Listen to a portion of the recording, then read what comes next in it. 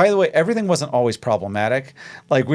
So Woody Allen movies, I didn't know he was such a creep.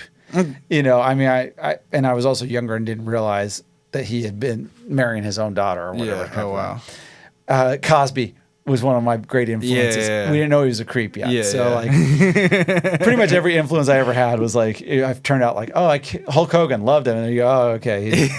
Man, is there anybody left, you know?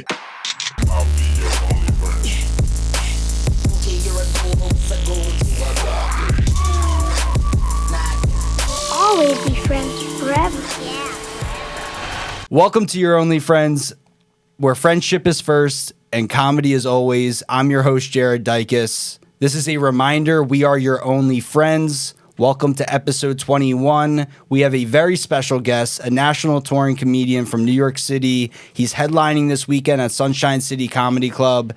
I'm welcoming in my new friend, Luke Thayer, everybody. Well, hey, it's good to have friends, isn't it? Yes, it is good to Until you have get a little bit friends. older and then you don't want any more friends. Absolutely. And then you get even older and they just die off. And you're like, well, we haven't been in touch since, 2003, so whatever. Yeah, man. It's all good, dude. You have a lot of friends, Luke?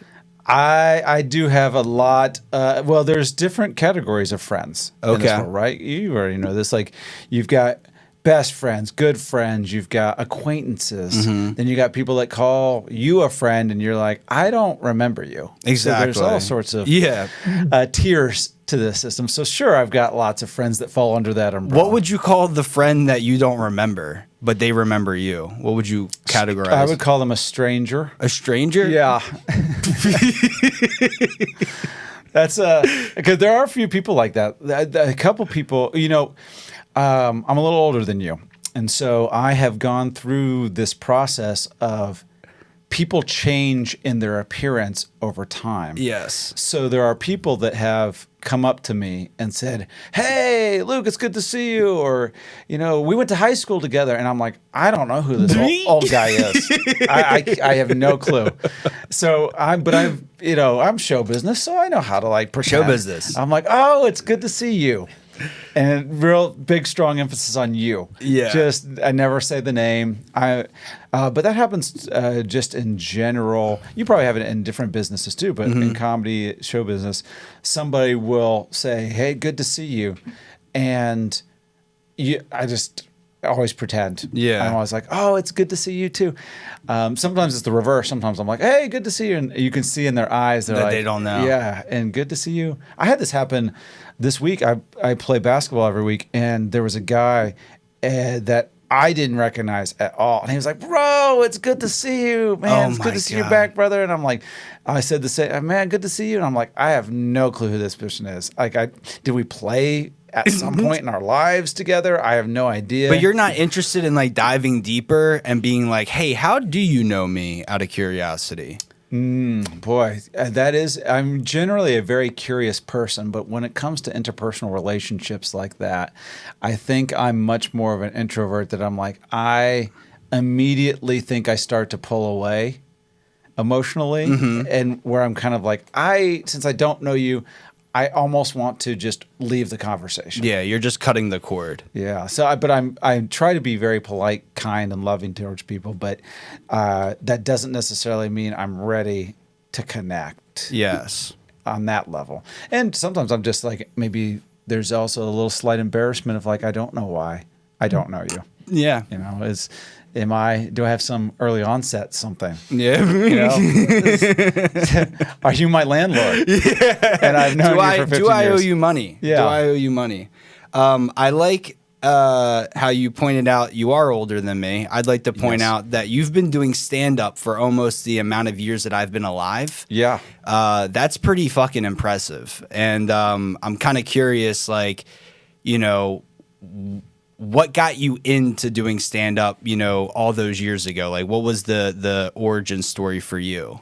Well, it's going to definitely seem archaic to you, being such a young man, because it wasn't because of I started posting videos Yeah. on TikTok, and then I got a following, and then some club said, "Hey, why don't you come sell out a Wednesday?" Yeah. That is not how it happened. The whole landscape, and so we'll kind of paint a little picture for Yes. you here, like Bob Ross, which is a reference you probably won't even get. It's the Afro guy. Yes, yeah. Well, I don't know been- where he's from. I just know he has an Afro. Well, he's probably been dead your entire existence. Good. So Good. but he's kind of been in pop culture. He was alive when I was a kid. So the landscape of comedy there was a lot more comedy clubs. Now, and I'm not even old enough to be part of like that 80s, early 90s boom of comedy when there was comedy clubs opening up everywhere. But I'm old enough that I talked to those guys. So those guys would be 60s, 70s now, maybe older. I mean, I guess some of them technically could be in their very late 50s, but they would tell me stories about like what that was like. Plus, I read books on comedy, hear interviews, and so the landscape of that comedy boom where comedy clubs were opening up everywhere. So cities would have 2-3 comedy clubs. They were filling the nights. There is a similarity to now, kind of a parallel where because so many people have gotten popular on Instagram, on TikTok, on YouTube, in podcasters and videos, that there's a lot of comedy happening right now. Yes. And a lot of people going to see live comedy if they know the person. From what I hear during that 80s boom, they would go out even if they didn't know the person. Just because of the love for comedy. Yes, comedy was blowing up where they were seeing stuff on HBO, Comedy Central, A&E. The Tonight Show was still very important to do. By the time, And they would have comics on the Tonight Show even back in the 80s and 90s like that? Yeah, they would. Rodney Dangerfield used to go on. Oh, wow. So when you did that, when Carson was the host, the amount of people watching these shows was massive. So he would get an audience 10, 20, 25 million on a night. Wow. And so you go do a 5-minute set on there like Stephen Wright did, and overnight clubs are calling you and saying, we want you to come headline. Wow. And you have a career overnight with, particularly if it went well. Yes. I think if it did not go well, maybe not as Yeah. much. And so we probably don't hear about those people as much. Absolutely. So, but all of that was kind of gone by the time I started comedy. I started comedy in 2004. And so all of that had kind of disappeared, but there were still some remnants. So there were clubs that existed, and some still exist to this day, like Funny Bone, that do very well. Yeah. But and improvs, but there's a lot of clubs that existed. Even when I started, there was the remnants of, and I started in Indianapolis. I was there for about a year before I moved to New York City. Oh, wow. There was 2 Crackers comedy clubs. That's where I started. There was a place called One Liners, and then there was a Funny Bone. And that's the year I started. There Wow. was 4 different full-time comedy clubs. Crackers had 2 clubs that one of their clubs was Tuesday through Sunday, and the other club was Wednesday through Saturday. So they were doing something like 14 shows, Wow. like headliner shows per week. But that's a lot, no? That's a lot of clubs, or not really? They immediately, when I started, the Funny Bone, they're closed. And I don't think it was part of the larger Funny Bone chain. I think it was more of like an independent like franchise. Then the One-Liners closed. Like I performed at an open mic there once and it closed down. Wow. And then That you must have did terrible. that's how bad I did. I'm kidding. The funny thing is that one open mic it did. So the way they did their open mic was they had their main show like on a Wednesday or Thursday. I don't remember what day. Maybe it was on a Friday. And then they would have the open mic afterwards. So they have the full on show, host, middle, headliner. The checks were dropped, and while after the headliner, and while people were paying those checks, the open mic would happen. Yeah. And you got an audience as long as those people wanted to stay. Exactly. And so I remember at the time, my girlfriend, who is now my wife, she performed I performed, and with each of us, people, as they're paying the checks, they'll listen a little bit, but they're not going to stick around for another half hour. And then another guy went up. And by the time he went up, there was 0 people in the audience. Just all comics, or just Not even comics. Oh my god! Because they only allowed like maybe 4 or 5 anyway. Oh, because wow. they're not going to do another hour and a half after a show. It's kind of like, here's 3 or 4 of you guys that will let go up. It's like an extended check spot almost. Yes, oh, wow. it is. And so as long as they're here, because they're not going to have the staff stick around. Yeah, for definitely. That.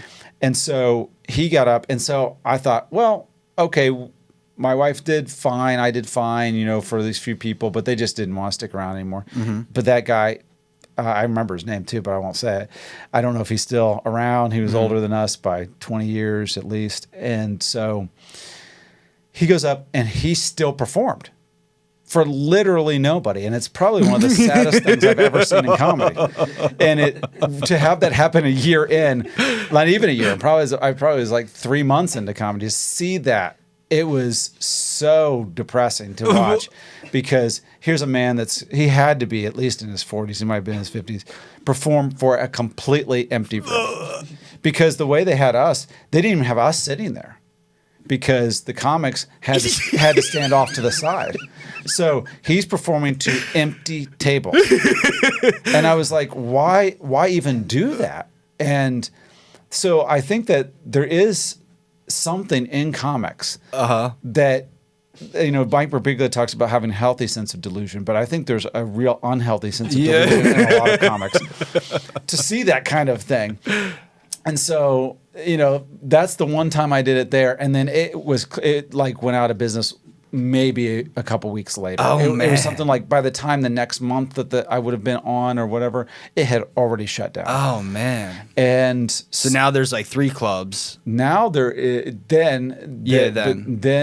it dropped down back to 2, the Crackers clubs. Because Crackers had been around since the 80s. Mm-hmm. It no longer exists. I think it folded up maybe within the last year or 2. Wow. I mean, it had kind of been dying off. Yeah. The owners had changed over. It had been dying off for a while. There's a Helium now in Indianapolis that's very nice and does very well. But that's the only comedy club now there. Mm-hmm. So all those original 80s, 90s clubs, all that stuff, and there probably wasn't even more in the 80s, but that's way before me, And so that's the realm I'm entering into comedy, is when all of this stuff is dying off. The stuff that had been very successful 20 years earlier or 15 years earlier, they were holding on. They were trying to hold on. I'm seeing it change over from, but I'm taught in this way. Yeah. Of like, you need to like grow as an open micer to become. You could start hosting the open mic. That was the next step. Then you would host a Sunday night for free. Mm-hmm. And then you would work from that, and then they'd have you start hosting the actual main shows. Mm-hmm. And I think they got $50 a show or something like that for hosting at that time, which would be $250. Yeah. I think, or $300, whatever it was, a week, which a lot of features aren't getting that anymore. Mm-hmm.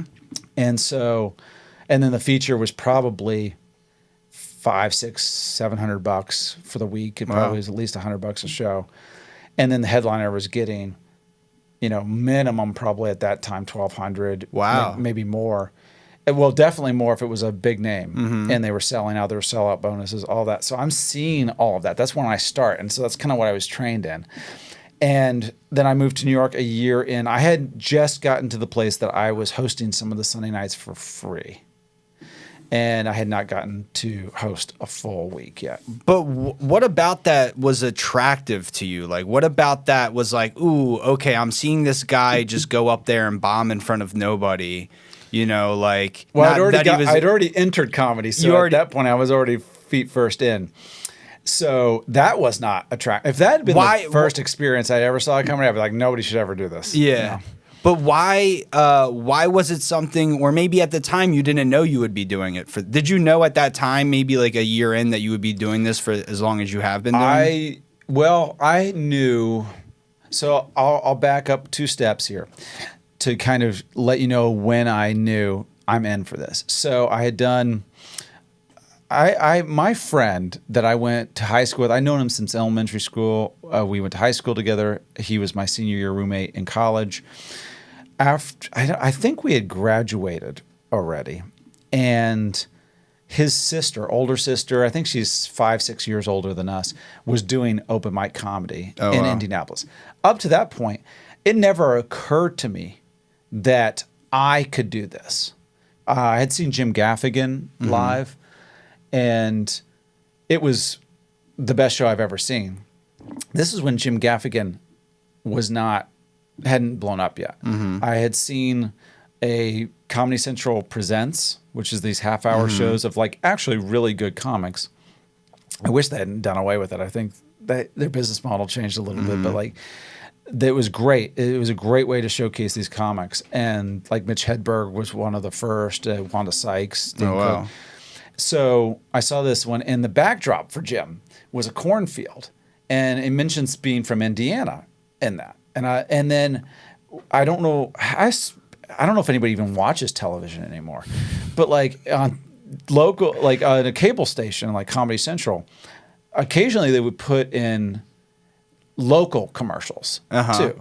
So whether it's for Waterbed Plays or Jacuzzi, one was for Crackers Comedy Club. Wow. And it said, Jim Gaffigan will be here, I don't know if it was a week later or a couple weeks later. It was sometime in the month. And I was like, let's go. And we go on college ID night. So we must have still been in college. And there's 50, 60 people in the audience. And from his Comedy Central Presents to that night, so who knows how, maybe a year or two between the filming of that and what we saw, he had started doing that voice of the audience where he's like, oh, I don't like that he did that joke. Yeah. But he did not do that in the special. Wow. And so we were just like, what is this? This is the funniest thing we'd ever seen. I'm just bent over, tears streaming down my face. I've never laughed harder at anything in my life. Afterwards, I met him.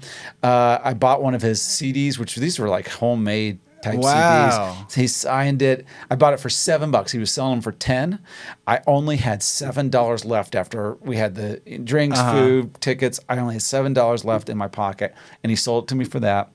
And I actually know Jim Gaffigan a little bit now. Wow. So I've never brought up that story because it's like, he didn't care. That's awesome, dude. So that still hadn't clicked in of like, well, I can do this. It was something of like, oh, that's show business.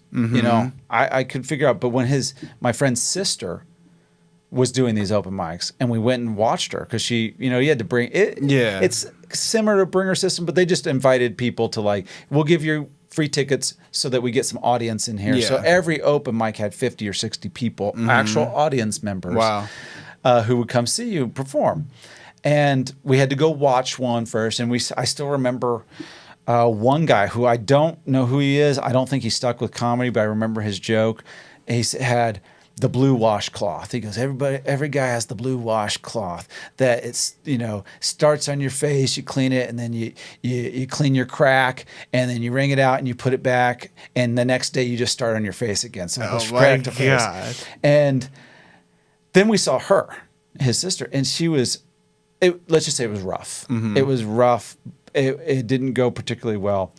But at the end of the night, they said, anybody can do this. And it was like, sign up at the back. You come back, try it yourself next month. Because that's how you get comics to an open mic in that situation, is that you let people know you can try this out. Because people are always dropping in and out of that kind of stuff. And we're like, wait, we can do this? And so me and my friend signed up as a duo. Because there's still that fear factor of like, definitely. I had very little experience in plays, performing any kind of that stuff. I was, even as a class clown, I was that guy that would talk to the person next to me and make them laugh. And then occasionally that person would say what I said out loud and get a big laugh from the room. Oh my gosh. And I was like, and that always stuck with me of like, that person didn't think of that. I thought of that. But that room laughed at my thought, And so we signed up. I go to, we have a whole month now. It was either 4 to 6 weeks. It was something where like they have a little backlog, and so it takes that long to get on. And I said, I'm going to do this. And my friend backed out because we never actually got together and worked over the material. I just started writing. I just got a notebook, started writing every one of my ideas down. And he's like, well, we haven't gone over anything. I go, I got some jokes. Let's just run over these. And he just chickened out, basically. Really? Yes. And so I go, well, I'm going to do this. And he goes, I'll go watch you. And the first time you did an open mic in those days, they gave you 3 minutes. And every time after that, I believe it was 6 minutes. So, but the first time, because they, it can be a little rough. You don't know exactly what's going on. Time can get away. It can start going south very quickly. So 3 minutes. Well, I go and I do everything that I timed out for 3 minutes. And there's still no light. I'm very conscious of where the light. They told us to watch it. Don't go over all that. There's still no light. I start, just riffing a little bit is what we call it as comics, riffing. But like, I don't really have much to say. I just kind of winged it a little bit. I'm getting laughs. And then I finally just go, well, guys, I just really don't have anything more. And so then I see the light flip on, and the host comes and gets me off stage. And the person in the back goes, oh, you were just doing so well. We just gave you the full 6 minutes. Whoa. I don't believe that, because I think what happened, it's a very kind thing for that person to say. Yeah. I think what happened was they were talking in the hallway and forgot to light. I think that's what really the true thing is. And so, but from that point on, I have never stopped doing comedy. So I had never gone, I think, more than a week, not even a full week maybe, not doing comedy from that point all the way to the pandemic. Oh, man. There was no point in which I didn't. And in Indianapolis, it's a little different once I moved to New York, but in Indianapolis, I could do... I took a job as an usher at the comedy club, so they put me on the open mic every week, because you didn't get on every single week. Yeah. It was kind of like once a month you could do the open mic, because they had maybe 40 or 50 comics in the area that would kind of rotate through. But they put me on every week because I worked there. And then there would be an open mic over at a bar, and I would go do that every week. So I was doing maybe 2-3 open mics a week in Indianapolis, and I had a calendar. I wrote down every single time I performed, and I started doing characters. I was doing just different experiments with characters. Wow. And I would do those on stand-up stages, on open mics, but just trying stuff out. And I think that's always good for a young comic to do, just experiment, see what you can do. I took an improv class in Chicago, so I would drive up there every week. Oh, my gosh. And so I was just in it. And so by the time I'd even seen that guy perform for 0 people, I had already laid a foundation of I want to do this. My 3rd time on stage ever in my life. Last Comic Standing was a thing. It was a television show, which, DC Benny was on it, right? Yeah. And Gary Goldman, there was a lot of really good comics. The very first year I watched it, and Dat Fan was the winner, and that's I believe the year Gary Goldman was on. Ralphie May. There was quite a few. I can't remember exactly who all was. Rich Voss was on that year, I believe. And then they said for season 2, I believe that I had started doing comedy by that time, and they were like, "We have auditions, and they'll be in these different cities." And so there was one in Chicago at Zany's. Oh, and wow! So I had only done 2 open mics, mind you. I had done one at Crackers. I hadn't even started ushering there. Done one at Crackers, and then I had done one at the Funny Bone, and that was it. I go to audition for this because your third time doing stand-up, because everybody in the open mic scene was like, "Did you know this? We can go up to Chicago." So I drove up to Chicago. I waited in line because I got there. I think they said the line opens at 10 a.m. and they'll give you a number and you can come back later. So I got there 4 hours. So I got there at 6 a.m. in line. And I didn't dress appropriately. I'm 22, maybe, something like that. 3, I don't know exactly how old I was for that. Maybe I guess 23, 24. I'm just, my age is kicking older on this. But I just took a normal jacket and a pair of jeans and tennis shoes. Well, across the street from Zany's, you could see the time and temperature. And this is before we had cell phones that would have the clock. You know, I'm not a smartphone. I'm not surfing the internet. And it started at 6 degrees and kept getting colder as the morning went on. Oh my God. And so I'm freezing. I'm just so cold. I'm there for 4 hours. And there happened to be a couple guys ahead of me that I had seen at the open mic from Indianapolis. And, you know, but I didn't know them well enough. We didn't really talk much. It was kind of like, oh, hi, nice to meet you type of thing. But they were kind of hanging on their own. So I wait till 10. I get my ticket. I come back. And I see those guys. So they bring you in by like 4s or something like that. And I saw those guys do their thing. One guy in particular got a call back that night. And I won't say his name, but he was a comic that I learned about later because he had said he'd been doing comedy a year. And they were like, you've been doing comedy a year? You're great. You're coming back tonight. Well, I learned later on what he would do is he would do comedy for 2 or 3 years in a certain city like Atlanta. Oh my Then he would gosh. move to like Nashville and do 2-3 years. Oh my And then gosh. he moved to like Indianapolis, do 2-3 years. And he would say he's just started. Oh my So he would gosh. be 9 years. He was probably 9 years Oh my in or 10 years in. gosh. And then he tells people like, I just started a year ago. Wow. And it's like, no, you didn't. You're No. lying about that. So, and then I saw a couple other guys, and they didn't get a call back, but they did better. And then I go up, and I told my first joke to these guys. These are producers and bookers for the Tonight Show. Oh my God. This Jay Leno was the host at the time, but like that's who it is, the actual bookers. I tell my first joke, they kind of chuckle, which it was something I made up in line because I was like so cold out there, and I was like, man, I could have really used Frank Stallone and that fire barrel out there today. Oh my God. And they kind of chuckle. They go, then they start talking to each other as I'm telling my second joke, which is the stuff I actually prepare. They're just talking right through it. They're not paying attention to me. They go, hey, look, we're going to stop you there. What did that first joke mean? And I go, oh, well, in Rocky, there's all those guys singing around this barrel of fire. Yeah. And they're trying to stay warm. And this lead singer is Frank Stallone.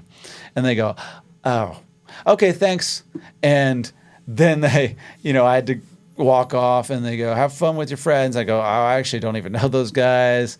And I don't even know why I said that. I should have said, oh, thanks. And then they bring you to the side room. You have to like sign releases and everything. And I was just, those few months from that audition to the time the show aired, I was terrified that I was going to be part of the blooper reel. Because that's what they would do with that show, is that they would put all of the worst comics that you've ever seen.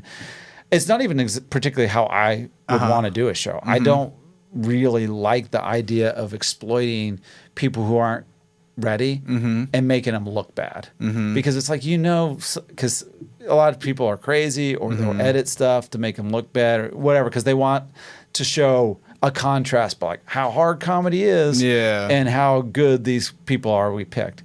Terrified. I did not make the blooper reel. Oh, I think thank what God. they realized pretty quickly is like, this guy's young and he hasn't done this before. Yeah. He doesn't know what he's doing. So like, I think I just went immediately into the trash.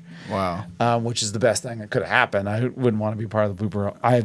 There were a couple people that over the years that I saw get in the blooper reel. Oh my God. And a couple of them were like genuinely crazy folks. Oh man. But that moment of like standing in line, freezing cold, like I couldn't feel my toes. And I feel like even to this day, there is a little something off with my feet because of that. No way. But I knew when I was doing that, I was like, this is it. This is a forever game. This kind is of. it. Wow. I'm in this now forever. And to have that on my third time on stage, going through that process, that was, I mean, there's good and there's bad to that, but the good being, I know I'm in this for the long. This is it. This is what I'm doing. And so watching a guy perform for 0 people, it's like, well, that's just part of it. On to the next thing. Wow. You know, on to the next thing. You know, and certainly throughout my comedy career, there have been times that I couldn't get out of bed. I just laid with literally my face down in the pillow, just arms behind me, just fall as if I felt dead. Going, I don't think I'm meant to do this. This is not what I don't know what I'm supposed to do in this world, but this can't possibly be it. And which I think probably every comic feels Yeah. at some point. But I got out of bed and I go to the mic that night, or I go to the next show, or I produce something, and you just do that one day at a time. And eventually, if you put the work in, and hopefully you have a mind for it, something clicks, things start clicking. You level up in things, and it switches over from, I don't know if I'm supposed to do this, to going, I don't think I'm meant for anything else. Wow. Like this is it. And when you went to New York, how did that accelerate already the growth that you kind of experienced in those first couple, months and year with comedy? New York does more than just accelerate. It can also completely crush somebody, and it also can stifle and inhibit growth. So it's something where you have to kind of figure it out a lot on your own. I think if I had stayed in Indianapolis, I would have been mentored more. I would have had people help me through the growth process more, those older comics, because they were already doing that. The comics that were 4 or 5 years in, it's not like, but occasionally a headliner would say, I remember Rodney Johnson, who's a comic you wouldn't know offhand, but like he took me and my wife, because I think she was actually hosting. She was very good very quickly. Wow. Like I had been doing comedy 6 months, and I saw her do her first time, and I was devastated because I was like, this is this person's first time. Wow. And she's so much better than me. And I've been doing this 6 months, which at the time felt like a really long time. Yeah. I was crushed. I was kind of like, maybe, am I just no good? Do I have no talent? Wow. That this person can come off the street and be this good. So she had already started like hosting. So she hosted he took us, gave us advice, let me do some guest spots. Like he really, so I would have gotten more of that, because every headliner that came through, I was ushering, they would give me some piece of advice. Gary Valentine, who is Kevin James' brother, and also a stand-up comic, and people who ever watched King of Queens back in the day, or even some of the Kevin James movies, you would recognize Gary Valentine. Oh wow! Pretty quickly, because he's in them. He's in them, yeah. You go, and he's a very, very funny guy. So he took me out to go grab a drink, and gave me a bunch of advice, and I had John Reap. These are some of the names that come to mind that within that first year and a half of just being in Indianapolis, these people just said, here, yes, absolutely, I'll give you advice. Whoa. I met people like Ryan Hamilton was a feature comic at the time, and got to know him, and we're still friends today, And so I would have gotten more of that in Indianapolis. They would have groomed me and mentored me in a good sense, not in the way that a lot of comics groom, but in an actually good sense, and helped me move up to being a host there, helped me move up to being a feature with the eye of eventually headlining. I had to do that all on my own once I left. All of that was me figuring everything out. Now, were you with your wife when you left? Were you with anyone that you knew from Indianapolis? We had started dating. So we had dated probably 8 months or so when we both moved to New York. Wow. And I had already planned to move to New York before I met her. Like a few months into comedy, I was like, I got to move to New York because I'm watching these Woody Allen movies. By the way, everything wasn't always problematic. So Woody Allen movies, I didn't know he was such a creep.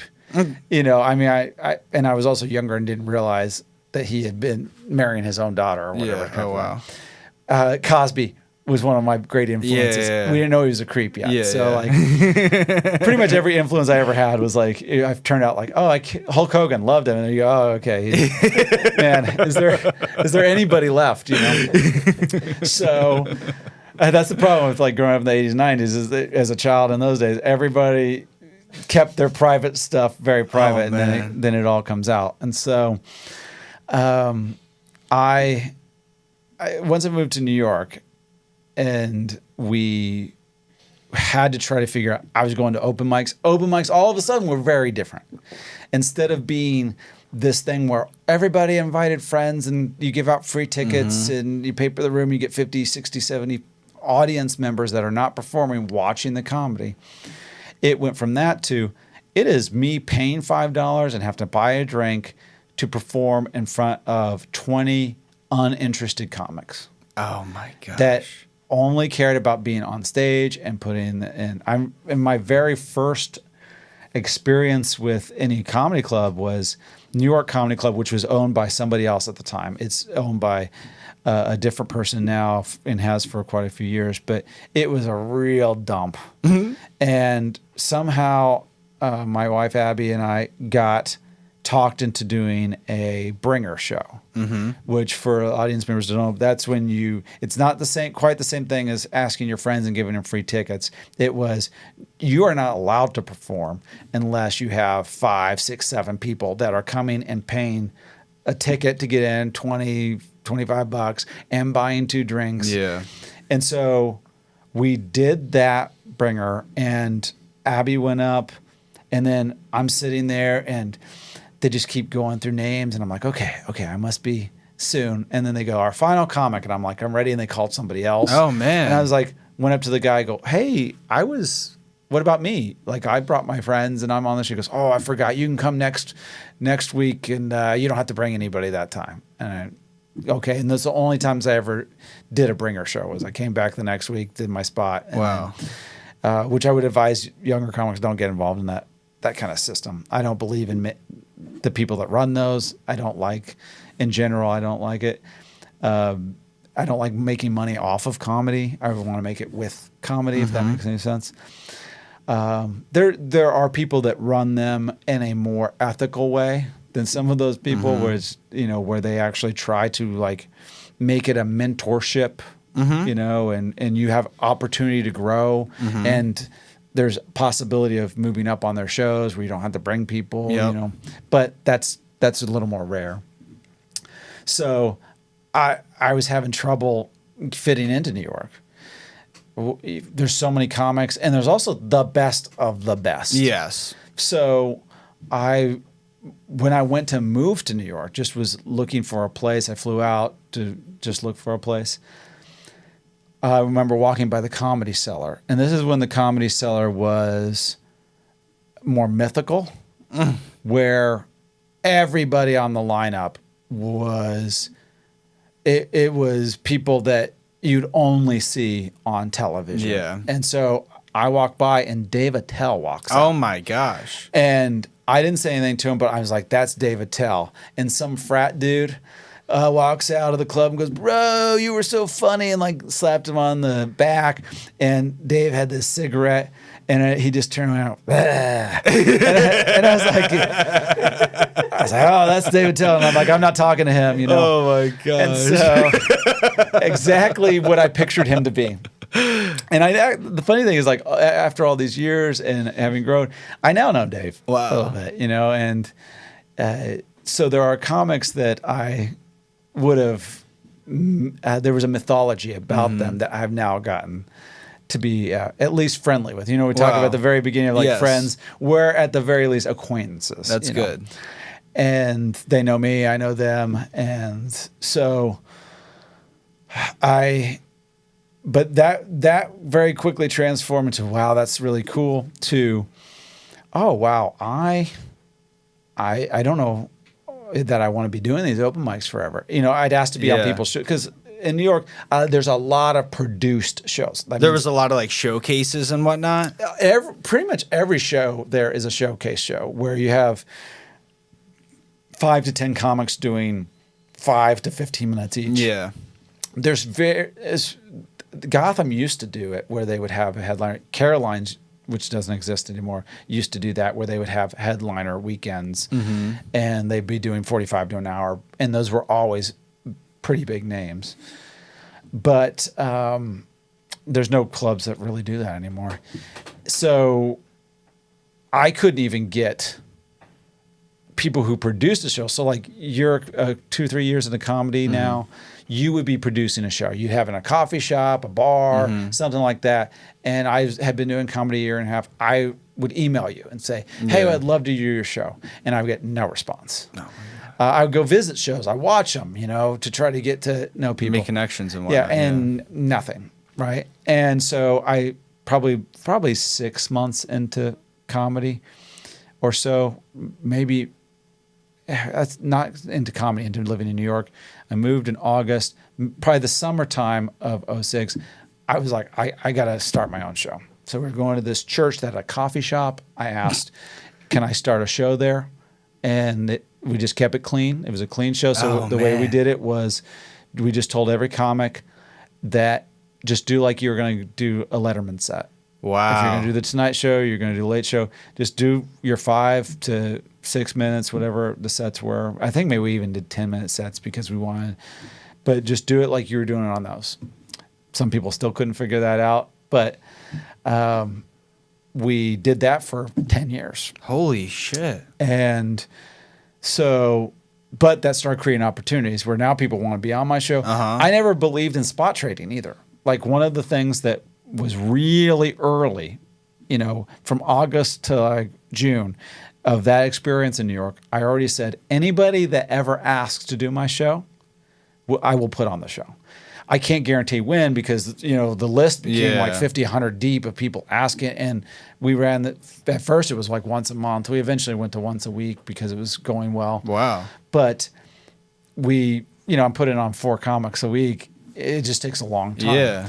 Everybody at least got an invite to do things where I'd say, can you do the show this Friday or next Friday or something like that? And if they turned it down or they booked and canceled, they just went to the bottom of the list. Wow. But I still kept them on there and would come back around. So that was just one of the tenets of the show. I wanted it to be diverse. I wanted it to be people that if they asked, that I wasn't turning people away because I know how awful that felt to just be ignored. I answered every email. And so I did that for 10 years. And that helped because I was saying I didn't believe in spot trading. So I was like, I only put you on if you put me on your show because people do that. And that's okay if that's what they want to do. But anytime somebody would say that, if I'd ask, they go, well, you have a show, I'll put you on. I go, well, I don't believe in spot trading, but I will put you on my show. I'd love to do your show, but it's not contingent on you doing my show. If you ask to do my show, you will do the show. And so, but a lot of times people are like, no, come on, do it. Come on my show. And, I started learning some of those places. There was one moment in particular where I was like, I am no longer doing these open mics. And I know the exact moment. I can't tell you what year it was, but I was like, I can't do this. So I started going to like mixed mics that had poetry and spoken word and music, particularly guitar acts and they love to have a comedian on there. Because there'd be 2 or 3 of us comics that Lance Weiss, who you met, was one of those guys, and we would just be the only comics there. Me, Abby, Lance, another guy, Brendan Fitzgibbons, Morgan J. I met Brandon as well. Yeah, Brendan. Yeah. So Morgan J, who is huge now on like Instagram. He was one of the guys in our group that we'd go to these music mics because it was a way to have a real audience, and they appreciate it because they didn't have to hear another guitar act. It kind of broke up their thing, so it was monotonous for them to have acoustic guitar, 10 of those in a row. So they go, here's 2 of those, here's a comic, here's a poet, 2 or 3 guitar acts. And so that was much more growth happening when we were performing in front of audiences that wanted to see it than these open mics. What was the biggest thing that you learned throughout those 10 years of producing your own show, would you say? I think that maybe it's part of who I am anyway, but it instilled in me of like, I don't want to call it perfection, but it was things need to be done right. So I want the room set up right. I want the sound right. I want to make sure the lineup is the way I want it to be. So just the producing of a show and realizing that it's not just slapping stuff together. It isn't just throwing things. But even really early on, I was like regimented with these things. I want this to be good. I want to put on a good show. And that was probably what that part of it instilled in me. And I also think just writing, because I was doing that show in front of a lot of the same audience especially when it was weekly, but at the very least every month. I think maybe we were not monthly, maybe we were twice a month. I think we did it twice monthly, and then we moved to once a week. That meant that I had to come up with 10 minutes of stand-up at least a month, because what we used to do is either I would host or Abby would host. And the other person would do characters and sketch comedy. And because we were taking classes at Upright Citizens Brigade Theater. Wow. At some point, she got on a team there. And so that was part of it. It was like I had to write. So I was constantly writing. And there was a comic that we had started. We did this contest in Indiana before we had moved out that my wife placed third in. Oh, man. Which it was a Carnival Cruise Line contest. Wow. The first prize got 2 weeks on a cruise, not as the comic. They would be hired, which meant like each week was like $3,000 a week. Yeah, holy then shit. The second prize got 1 week, and then third prize got a duffel bag. Oh. And she got a duffel bag, which I knowing enough about show business now was I knew what they were doing. They go, oh, she's the best. She's got the brightest future. She is but we can't put her on a cruise. She has 5 or 10 minutes of comedy. She's not ready for that. Yep. So instead, all of the agents and managers and everybody was like, came up to her and like, you got to move to New York. You know, I'll put you in touch with people. They didn't do that for the other guys. Yeah, those guys were like, yeah, you should do a cruise ship. You're good enough to do a cruise ship. Whoa. I bombed in the initial round. It was awful, but like, so it just taught me in that mix of like, I have to write. So I was always writing. So that comic that we had been in that contest with, she was from Michigan. I remember 2 or 3 years into doing this coffee shop show, because she was on a lot of our lineups. She said to me, I don't think I've ever seen you do the same set twice. You write so much. And that wasn't completely true that I hadn't done the same set. I was just knew when I did that particular show, I have to bring a lot of stuff. And it was a great place to work out. Normally, I would say to a comic, you need to work at the material. You need to do it over and over and over again. But in that particular environment, I was showing up to the same place. I had to have fresh stuff. So I think that taught me to write and always have fresh. And correct me if I'm wrong, but you were writing like cleaner material because it was late. That's pretty good. Yes, pretty much from the start, I've always had very clean. That's material. beautiful. I mean, I like clean material in the sense of like, you know, like one time DC asked me to go on a clean show around here, and I was really nervous because like, not that I'm not like this like dirty comic or anything like that, but it was just like my first time going on a show where they were like, you got to be clean. But I had really fun with it, and I thought I did good. But focusing on like writing more clean stuff, I think could be helpful. I'm curious to kind of because I feel like we really dove into your past with comedy, what it was like kind of in the 80s and 90s, early 2000s. What do you think of the current landscape of comedy now? What are your thoughts on that?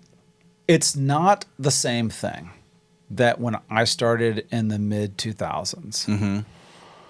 And I can only assume it's not like what it was in the 80s and 90s. That's more like learning history. You know, and certainly it's not the way it was in the 70s and the 60s and 50s. You know, each era had something different. You know, when we're getting into television, the advent of television, late 40s, early 50s, those have been radio and vaudeville guys, you know. And so comedy looked different. I just watched George Burns and Gracie, what's her name? Gracie Allen. And so it was essentially a sketch show that was early on, and I was like, oh, they haven't worked this out yet. You know, it's an early sketch show on television. It had to be in like 52 or something like that. They hadn't even, they must have been broadcasting this live and taping it at the same time, because they're walking through some of the sets and it's almost like a stage play, and the camera didn't see them and the mic couldn't pick them up. So I was like, oh, you're not, you just haven't learned the angles. And maybe the second show they would have figured that out. That was just the very first one that we watched. So it's constantly evolving. And so now, even in since the pandemic years, so the last 5 years, there is a huge amount of people getting into the broad umbrella term of comedy. Lots of TikTokers, Instagrammers, people who are doing a version of comedy and they are not stand-up comics. But they will maybe do some live comedy shows. There are pro wrestlers. And some do dedicate to comedy more than others. I just did a show with the Nemeth brothers. Wow. And they actually have worked to do stand-up comedy. Wow. I know Ryan in particular has been in improv and stand-up for many years. And so, but there's also wrestlers that maybe someone like Jake the Snake or someone like that, where they put on a comedy show, but it's like you have not actually, you're just going to tell your like comedic stories from behind the scenes. Nothing wrong with that. It's just a different thing than stand-up comedy. We have psychic mediums coming into comedy clubs and doing a version of a comedy show. We have Stormy Daniels doing a comedy tour, and you're not really doing stand-up. But that's been around for a long time with celebrities that maybe they were on SNL or they were in movies and they didn't come from the stand-up world. And some of them dedicate to getting good at stand-up. Some of them just tell stories, and that's all fine, but it is different. Then there's the TikTokers and Instagram stars that get famous on YouTube, and then they do a comedy tour, and not all of them, but a lot of them are coming in, and they're more like the celebrity coming in, and they're doing stories. Like if I was producing them, that was my job. Was these people hired me to help executive produce really a live comedy event for them. I would change a lot of what these folks do. And not all of them. Some people were stand-ups for a very long time and then got big. And so they can go and they can do an hour easy. No big deal. Not a problem. They're actually strong. They were strong comics before they blew up, particularly with things like Dry Bar and stuff like that. So, but the ones that haven't, the younger people that just blew up, I would say, man, instead of doing... Well, I'll just pick Stormy Daniels because she's a public figure. And I would say and I don't know what her show looks like, so I couldn't. But I would say if I was producing it, we're going to do Stormy Daniels and Friends, and we're going to get 4 comics that come on and do 15 minutes each, really killers that can get the audience going. Maybe there's certain types of comics that would be great for your audience, maybe a little dirtier or something like that.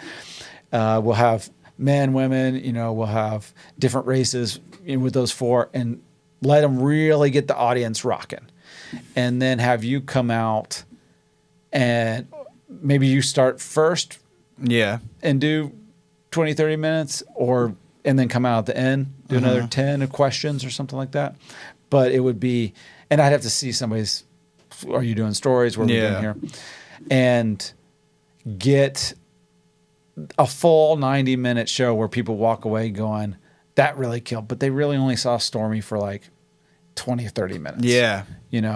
And so you're not overexposing somebody's lack of experience. That would just be in general. So when I see the comedy landscape now, there's a lot of people, there's always been this, but a lot of times you see them at an open mic and you go, you weren't meant to do comedy. You were supposed to be an accountant. We just see it. There's nothing about you that says you should be a comedian. You're not getting it. It's not clicking. You know how I talked about things clicking and people leveling up? They never level up. It never clicks. It stays at the same level of bad, which we all start bad. I mean, I was the worst of them all. I believe in the New Testament, Paul says he's the worst of sinners. Well, I was the worst of comedians, I get it. I was the worst, And for example, that Carnival Cruise Line contest that I had auditioned for and did not get anything. But Abby and I had been dating at the time. When she placed third, there was one of those, I don't know exactly what their roles were, but one of the judges came up and was just praising her. You got to move to New York. You're going to be a star, all this. And he pointed to me and he goes, you stick with her and ride her coattails. You'll get a lot of work opening for her. Oh my And God. that, first of all that would be true. Like, that's great. Yeah. As a comic 20 plus years in, I would go, yes, of course. If, I will open up for anybody. Yeah. I got friends that I will open up for. I tell comics now, like I would tell you, hey, maybe you're opening for me today, but maybe a year from now I'm opening up for you, and I'm okay with that. I will whatever service to comedy I need to be. Sure, you've blown up. You now have 10 million followers on one of the platforms, and you're doing stadiums. I'll come open for you. Yeah, I'm happy to be one of those guys that helps warm the crowd up for you. Yeah.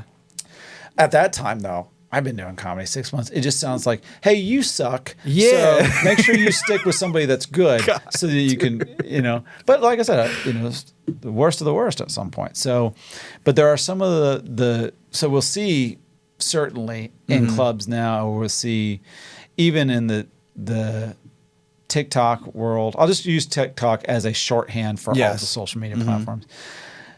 TikTok world where I go, yeah, this isn't good. The one thing that because there's people that are really funny. I auditioned at the Funny Bones and got passed when Tony Baker did. Oh my God. Like, we auditioned the same night, and we are the only two comics on that lineup that got passed at the Funny Bone.